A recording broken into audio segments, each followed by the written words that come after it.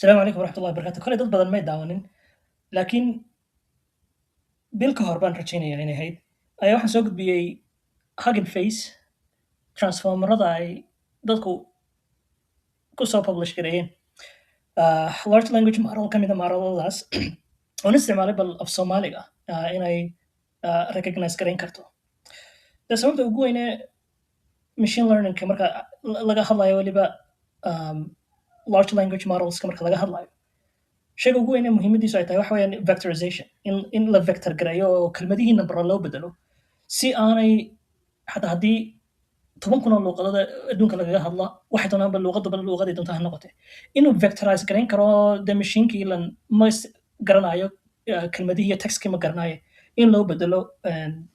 iyadoo la isticmaalayo linear algebra la isticmaalayo in loo bedelo la vectorize gareeyo deesna wax embeddings la yidhaahdo la sameeyo haddaba waxa aan ka fikiray kabacda videoga markii aan soo gudbiyey waxaan ka fikiray bal anigu ma samayn karaa mid anigoon isticmaalahayn vectorization well vectorization waa isticmaalaya some sort way u eg tahay in vectorization isticmaalayo laakiin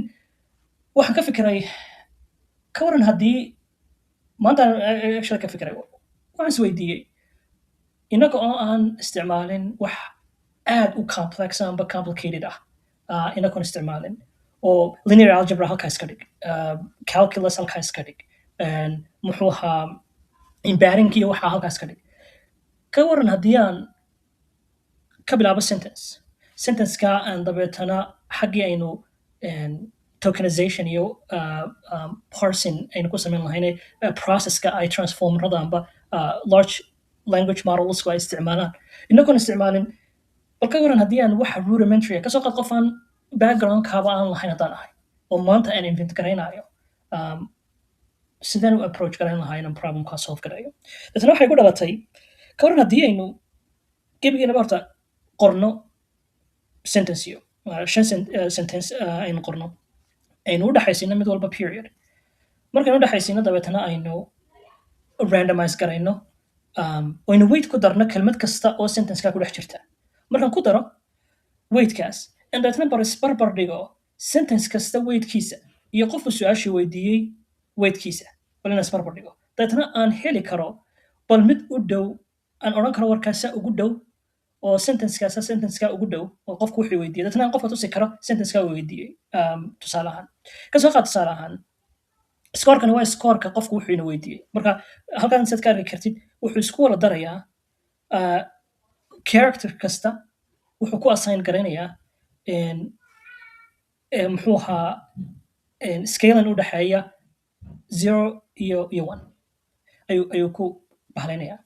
uu ku ilaalinaya marka waa wixii aynu cabinka odhan jirnay aynu markaynu berigii ka hadlaynay machine learningka aynu isticmaalaynay muxuu ahaa numpy wixii aynu ka hadlaynay weeyaan haddaba kasoo qaad waan tijaabiyey waxaan isku daya inaan bal tijaabiyo siday u shaqaynayso aniga oon linear algebra isticmaalin oo calculus aan gelin oo muxuu ahaa complication kale aan gelin tokenization iyo vectorization iyo embedding iyo waxaba anoon gelin bal inaan anigu rudimentary sidii qof ku cusub aan dib u bahleyn karo u isticmaal karo sidaa aragtid dhowr sentence baan qoray dhowrkii sentence dabeetana mid walba waxaan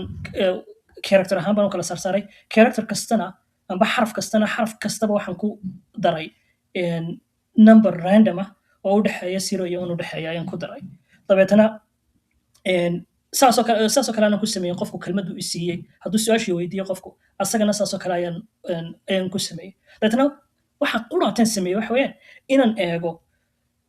averageka qofkani waxaan uu i siiyey inaan isku samgareeyo muxuu ahaa weydadka aan random gareeyey in isku wada daro sidoo kalena aan isku daro qofku sentenceyada amba wixii aan anigu hore u hayay sentenceyadii aan hore u qoray inaan ayagana aan ayagana weight ku daro weightkaa dabeetana isku wada daro oo aan dabeetana isbarbar dhiga labada bal inay isku dhawaadaan surprising waxa igu noqotay oo fajicisa igu noqotay sad code aragtid code dee uu qoray uma eka qof cilmi leh maaha wax advance aho fantasy magica maaha waa just waxaan eegaya un bal inagoo transformer iyo waxaas aan isticmaalno standardization iyo waxaas aan gelinba bal inaynu heli karno inuu isku dhowaan karaan weydadka lagu assign gareeyey sentenceyada aynu hore u haysanay iyo ka qofku ina weydiiyey aan dadna isbarbar dhigi karno marka tusaale ahaan kan waa negative 5.3 ayuu soo saaray waxaan ahayd soomaaliya way waalan tahay ayay ahayd soo maaha haddaad eegtid